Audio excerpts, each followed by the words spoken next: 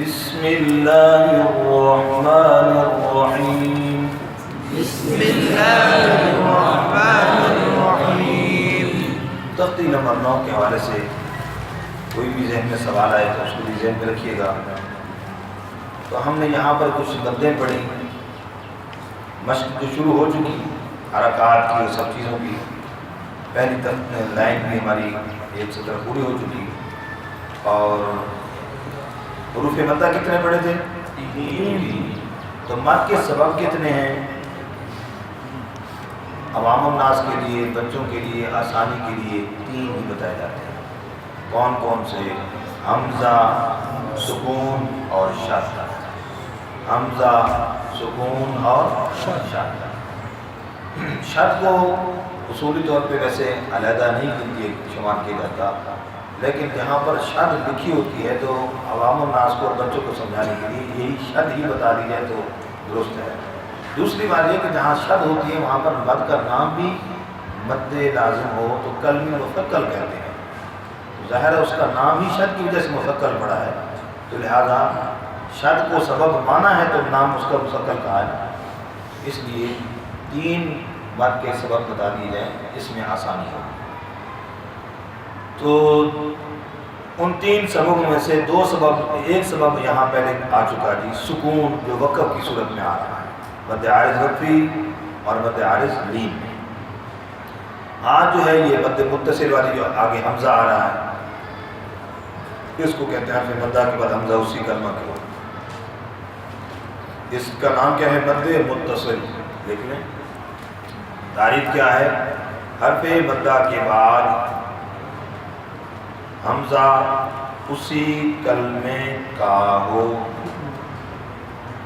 حرف مدہ کے بعد حمزہ اسی کلمے کا ہو۔ جو الفاظ میں بتا رہا ہوں ان کو نوٹ کر لیجیے گا، بعد میں کوئی سوال ہو تو میں جواب دے دوں گا۔ اب اس کا ہجا کیسے کرنا ہے؟ توجہ سے جیم زبر بولیں گے، جیم زبر، الف مد، جا، حمزہ زبر آ، جا،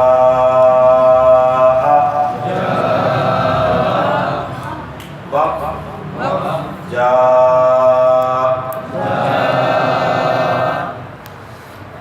جی اس کا حجہ کیسے کریں گے؟ یہاں پر الف لکھنے میں آ رہا ہے لیکن پڑھنے میں جب نہیں آتا تو لہذا ہجا کرتے وقت بھی اس کا نام نہیں ہے۔ یہ اصول میں لکھا چکا ہوں نا، جو حرف پڑھنے میں نہیں آتا ہجا میں اس کا نام نہیں لیا جاتا، ٹھیک؟ جیسے یہاں پر پڑھیں گے جیم زیر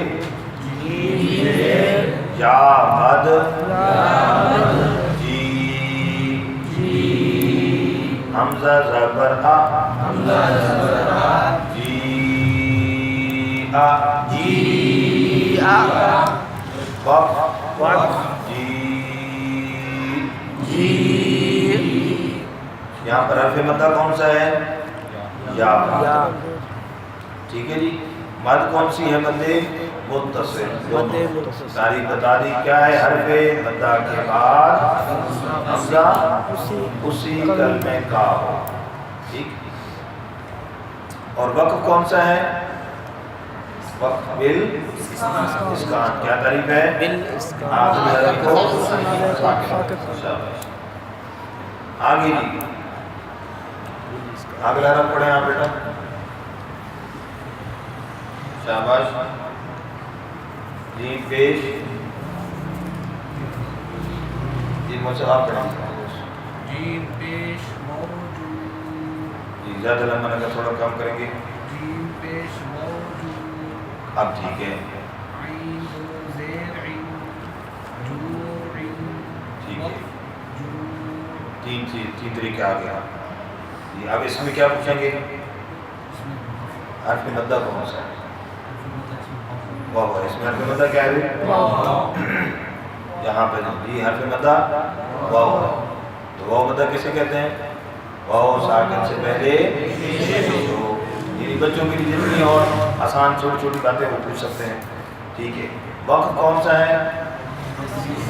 وقف بالاسکان. کیا تعریف ہے؟ آخری. ٹھیک ہے جی. اب اس کے بعد مد کون سی ہے جی؟ یہاں پر جو کے وقف کریں جی. مد عارض وقفی کیا ہے بھائی؟ کیا تعریف ہے؟ حرف مدہ کے بعد، دیکھو کتاب والی تعریف نہیں دے میں رکھنی، یہاں آپ نے فوراً حرف مدہ کو دیکھنا ہے. حرف مدہ کے بعد اگلے حرف میں جب آپ نے وقف کیا اس پہ جزم آ گئی، تو آپ نے تعریف کیوں یاد رکھنی؟ یہ حرف مدہ ہے، اس کے بعد آگے جزم آ گئی. حرف مدہ کے بعد سکون عارضی ہو یعنی وقف کی وجہ سے ہو تو اس کو مد عارض وقفی کرتے ہیں. اجرا اس طرح کیا جاتا ہے. ٹھیک ہے، اوپر سے اس کو فٹ کر لیں گے. بات سمجھ آ گئی؟ آگے جی بغیر ہجے کے پڑھیں گے اگلا حرف جی. ٹھیک ہے، اب اس کے بعد کیا پوچھیں گے؟ یہاں واو کیا ہے جی؟ یہاں واو کیا ہے بھائی؟ واؤلین کی تعریف کیا ہے؟ واو ساکن سے پہلے زبر. وقف کون سا ہے جی؟ شاباش. وقف اسکان کی تعریف کیا ہے؟ آخری حرف کو ساکن کریں جی. مد کون سی ہے؟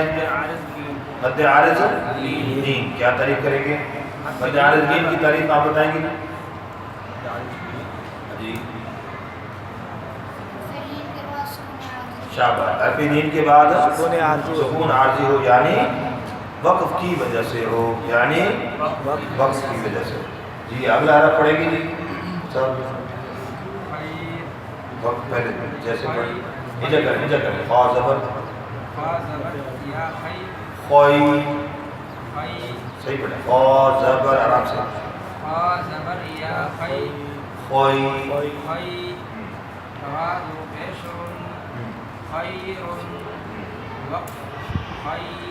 جی را بھری کو دیکھ. ٹھیک ہے، یہاں اس کے اندر یا کون سا ہے؟ ان سے پوچھ رہا ہوں جی. جاہلین ہے. تعریف کیا ہے جاہلین کی؟ زبر و شاباش. وقف کون سا ہو گیا بیٹا اس میں آپ بتائیں گے؟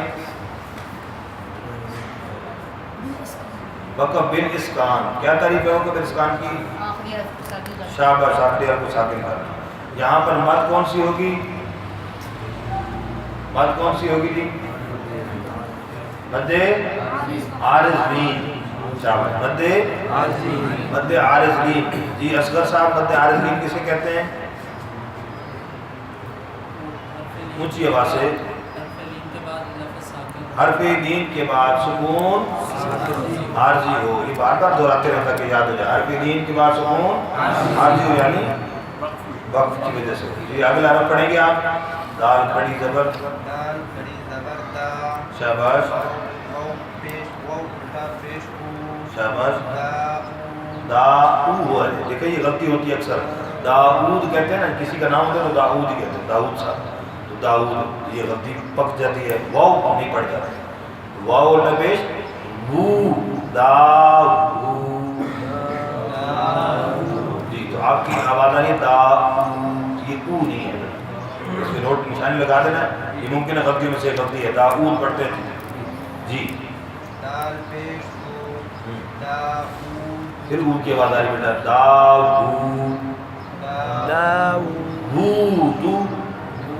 او نہیں دا. آپ پڑھو بیٹا جی. وقف کریں جی. کیسے بیٹا؟ داؤد جی. دال پر کلکلا بھی ہو جائے گا. ٹھیک ہے، یہاں پر حرف مدہ بتائیں کون کون سے ہیں؟ آپ بتائیں جلدی کریں جی. سارے بتائیں. سارے سب کون کون سے جی؟ آپ بتائیں جی. حرف مدہ کون کون سے ہیں؟ بتاؤ نا کون کون سے، سمجھا کر بتاؤ.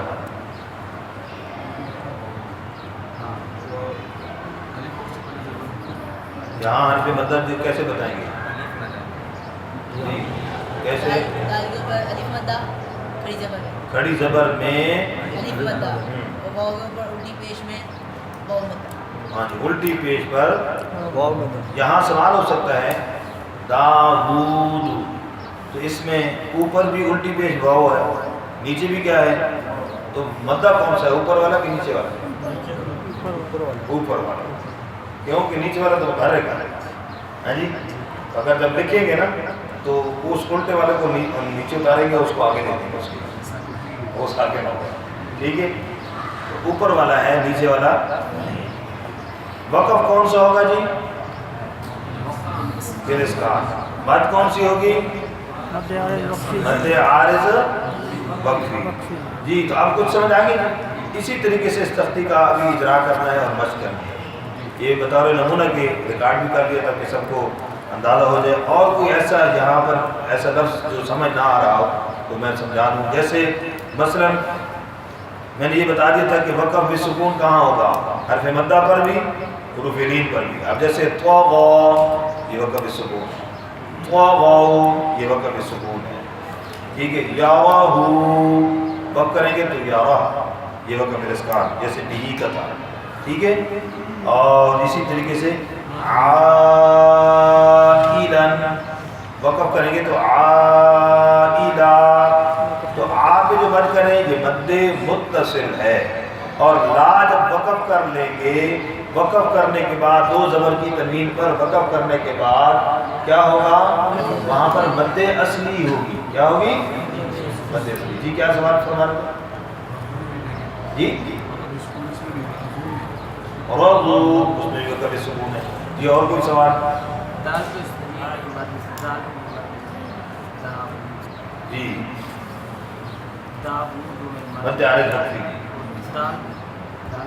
कौन सा? खड़ी जबर, वो तो खड़ी जबर है ना, हर्फ़ मद्दा है, एक अलिफ के बराबर है।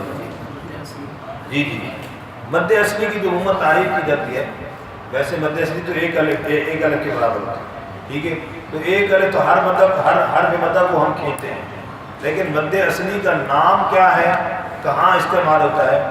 जहाँ पर वक़्फ़ किया जाता है और उस पर मद्दे असली करनी होती है, वो बग़ैर सबब के मोहताज नहीं होती। तो वैसे हर जगह पे मद्दे असली होती है, लेकिन उम्मन जो मद का नाम इस्तेमाल होता है वो कहाँ पर होता है?